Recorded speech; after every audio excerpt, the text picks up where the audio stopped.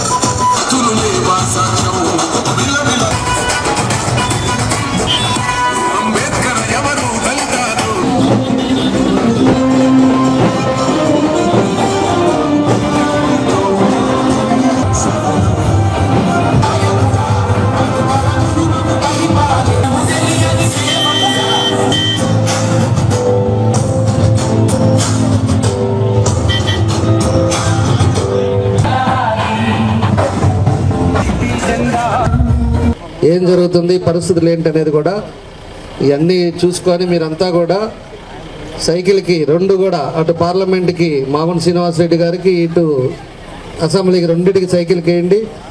మళ్ళా వస్తాం. మీకు ఏమైనా ప్రాబ్లం ఉంటే ఏదైనా ఉంటే చెప్పండి, తప్పకుండా వస్తాం. మీకు ఏ ఇబ్బంది లేకుండా చూసే బాధ్యత మేము తీసుకుంటాం.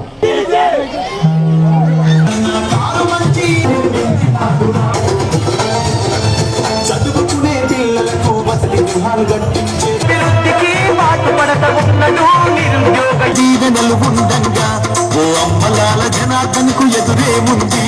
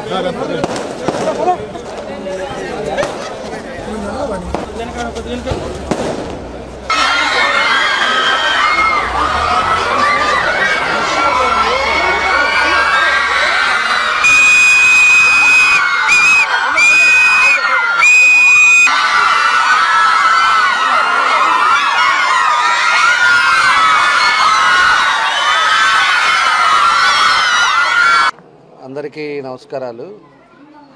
ఇంకా ఏదైతే ఎన్నికల 13వ తారీఖు ఇంకా 9 రోజులు ఇంకా ఉండటం జరుగుతూ ఉంది. మేమంతా కూడా ప్రచారం కూడా అన్ని ప్రాంతాల్లో ప్రచారాలు కూడా చేస్తూ ఉన్నాం. ప్రచారంలో కూడా ప్రజలంతా కూడా మంచి స్పందనతో వాళ్ళు ఎక్కడికి పోయినా కూడా వాళ్ళు హారతలు ఇస్తూ వాళ్ళు ఆప్యాయత చూపిస్తూ ఉన్నారు.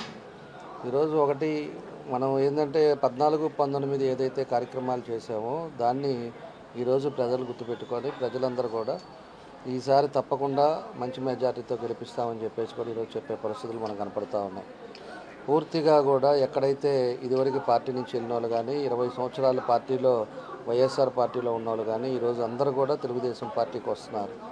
దీనికి మేజర్ కారణం వచ్చి ఒకటి ఈ సైకో జగన్ రెడ్డి వచ్చిన తర్వాత ఈ రాష్ట్రాన్ని సర్వనాశనం చేశాడు. అందరినీ కూడా కింద వ్యాపారస్తులు కానించి ఉద్యోగస్తులు కానించి అదేవిధంగా మహిళలు కానీ కూలి పని చేసుకునేవాళ్ళు కానీ ఏ వ్యాపారాలను కూడా వదలకుండా అన్ని విధాలుగా కూడా ఇబ్బందులు పెట్టే పరిస్థితి వచ్చింది. ఈరోజు ప్రజల్లో కూడా కక్ష సాధింపులు చేయటం, ప్రజల మీద కేసులు పెట్టడం, ఎన్నో కార్యక్రమాలు ఈ పనులు చేశారు. కాబట్టి ఈరోజు ప్రజల్లో ఒక రెవల్యూషన్ అనేది వచ్చింది. ఇక్కడ ఒంగోలులోనే కాదు అన్ని ప్రాంతాల్లో ప్రజల్లో ఒక రెవల్యూషన్ వచ్చి ఏదైనా కూడా ఈ రాష్ట్రాన్ని మళ్ళా కూడా జగన్మోహన్ రెడ్డి అయితే సర్వనాశనం వద్దనే ఉద్దేశంతో ఈరోజు ప్రజలందరూ కూడా ఒక పక్కకు రావటం కూడా జరుగుతూ ఉందని చెప్పి కూడా తెలియజేస్తూ ఉన్నా. కాబట్టి ఒంగోలులో రేపు అదేవిధంగా 4, 5, 6, 7 4 రోజులు ఏదైతే పోస్టల్ బ్యాలెట్స్ ఉద్యోగస్తులు ఉన్నారో వాళ్ళు కూడా ఆలోచించుకోవాలి. ఆ రోజు 14లో చాలా ఆర్థిక ఇబ్బందులు ఉన్నా కూడా చంద్రబాబు నాయుడు గారు ఆ రోజు ఉండే పరిస్థితులను కూడా పక్కన పెట్టి 43% ఫిట్మెంట్ ఇచ్చిన ఏకైక రాష్ట్రంలో కూడా మన తెలుగు రాష్ట్రం, అది కూడా చంద్రబాబు నాయుడు గారి వల్లే జరిగింది. కానీ ఈయన వచ్చిన తర్వాత మళ్ళీ దాన్ని 27కి తీసుకెళ్లారు. ఈరోజు ఉద్యోగస్తులను కూడా వాళ్ళకి రావాల్సిన బెనిఫిట్స్ కూడా రాకుండా ఒక్కొక్కరికి 1,70,000, 2 లక్షల దాకా వాళ్ళకి ఆపేయటం కూడా జరిగింది. మనం 1వ తారీఖు వాళ్ళందరికీ కూడా జీతాలు ఇస్తే ఇతను 15కి వచ్చిద్దో 17కి వచ్చిద్దో తెలియని పరిస్థితుల్లో ఉన్నాయి. కాబట్టి ఉద్యోగస్తులు కూడా ఇవన్నీ కూడా ఆలోచించుకొని టీచర్స్ కానీ ఉద్యోగస్తులు కానీ అందరూ కూడా రేపు ఏదైతే పోస్టల్ బ్యాలెట్ ఎలక్షన్స్ ఉన్నాయో అది పోస్టల్ బ్యాలెట్స్ ఇదివరకు చేతికి ఇచ్చేవాళ్ళు ఇప్పుడంతా వాళ్ళకు కూడా కౌంటర్ పెట్టేసి వాళ్ళకి ముందు 4 రోజుల ముందు వాళ్ళకి టైం ఇచ్చి వాళ్ళని పోయి అక్కడ వేసుకోమని చెప్పడం కూడా ఎన్నికల కమిషన్ జరిగింది. అది కూడా ఒక మంచి పరిణామం. ఎందుకంటే లేకపోతే ఈ సైకో ప్రభుత్వం వాళ్ళ ఇళ్ళకెళ్ళి బెదిరించి వాళ్ళ దగ్గర పిక్కున్నా కూడా ఆశ్చర్యపోవాల్సిందిలే. అంత రౌడీజంగా జరిగే పరిస్థితుల్లో వాళ్ళకి ఎన్నికల కమిషన్ కూడా వాళ్ళకి ఓటేసుకోవడం హక్కు ఇవ్వడం వల్ల కూడా అదొక మంచి పద్ధతి జరిగింది. ఉద్యోగస్తులు కూడా అందరూ కూడా ఆలోచించండి. ఇంకా కూడా మాయమాటలు నమ్మి అనవసరమైన పరిస్థితుల్లో ఈరోజు చేజార్చుకోవద్దని చెప్పి కూడా మేము తెలియజేస్తూ ఉన్నాం. ఎవరో కొంతమంది ఉంటారు, అవన్నీ కూడా మీరు ఆలోచించి మంచి చెడు ఆలోచించి ఒక నిర్ణయాలు తీసుకొని రేపు 4 రోజులు జరిగేది ప్రతి ఒక్కరు కూడా మీ ఓటు ఉపయోగించుకోండి. ఆ టైంలో 4 రోజులు టైం ఇచ్చారు కాబట్టి ఆ 4 రోజుల్లో మీరు ఏ రోజన్నా ఒక రోజు బయటికి పోయినా మిగతా రోజైనా కూడా అందరూ కూడా ఓటేసి ఖచ్చితంగా సమర్థవంతమైన నాయకుడు చంద్రబాబు నాయుడు గారి పరిపాలన వస్తేనే ఈ రాష్ట్రం బాగుపడుతుంది అనేది కూడా మీకు 5 సంవత్సరాల్లో అర్థమై ఉంటుందని చెప్పి కూడా మేము అనుకుంటా ఉన్నాం. కాబట్టి మీరందరూ కూడా ఆలోచించుకొని రేపు అందరూ కూడా తెలుగుదేశానికి అటు మన నియోజకవర్గానికి వచ్చేకి పార్లమెంటుకి మోహన్ శ్రీనివాసరెడ్డి గారు, అసెంబ్లీకి నాకు ఇద్దరికి కూడా సైకిల్ కేసి గెలిపించండి. తప్పకుండా అన్ని విధాలు కూడా మీకు అండగా ఉంటామని ఉద్యోగస్తులకు కూడా చెప్తా ఉన్నాం. ప్రజలు కూడా ఇంకా 9 రోజులు ఉన్నాయి కాబట్టి మీరు కూడా ప్రజలు కూడా అందరూ కూడా ఆలోచించుకోండి. ప్రశాంతమైన వాతావరణం కావాలి, ప్రశాంతమైన పరిస్థితి వచ్చే విధంగా మీరు నిర్ణయాలు తీసుకోండి. మనం కొనుక్కున్న ఆస్తులకి మనకే హక్కు లేకపోవటం ఎంత దుర్మార్గమో ఒకసారి ఆలోచించుకోండి. కష్టపడి మనం సంపాదించి ఏదో పిల్లల కోసమో లేకపోతే ఇంకోళ్ళ కోసమో ఒక స్థలం కొనుక్కుంటే ఆ స్థలాన్ని కూడా రిజిస్ట్రేషన్ చేస్తే ఆ కాగితాలు ఒరిజినల్ సైన్ పెట్టుకొని డూప్లికేట్ మనకిచ్చేది ఏంటి? ఎక్కడ చట్టం అని చెప్పేసి అడుగుతా ఉన్నా. అదేం ప్రభుత్వానికి ఏం సంబంధం? ఆ విధంగా దొంగ ఇవన్నీ కూడా ఎక్కడెక్కడ ఉన్నాయో ఇలాంటివన్నీ కూడా చట్టాలు తీసుకొచ్చి ప్రజల నెత్తి మీద భారం వేసి ఈరోజు ఇబ్బందులు పెట్టే పరిస్థితులు వస్తున్నాయి. ప్రజలు కూడా ఆలోచించుకోండి. ఉండే మీ ఆస్తులు కూడా ప్లాస్టిక్ పిక్కుంటారు. లాస్ట్కి మీరు ఎక్కడైనా కొన్నా కూడా మీకు రైట్స్ లేకుండా చేస్తారు. ఇలాంటి పరిస్థితులు బయటపడాలి, కబ్జాలు బయటికి పోవాలి, దొంగ స్టాంపులు ఇవన్నీ కూడా బయటికి పోవాలి. ఇవన్నీ బయటికి పోవాలంటే ఒక సమర్థవంతమైన నాయకుడు పరిపాలన రావాలని చెప్పి కూడా నేను కోరుకుంటున్నా. అందుకే పవన్ కళ్యాణ్ గారిని కానీ అటు బీజేపీ మోడీ గారు కానీ వీళ్ళందరూ కూడా కలిసి మేనిఫెస్టో కూడా రిలీజ్ చేశారు.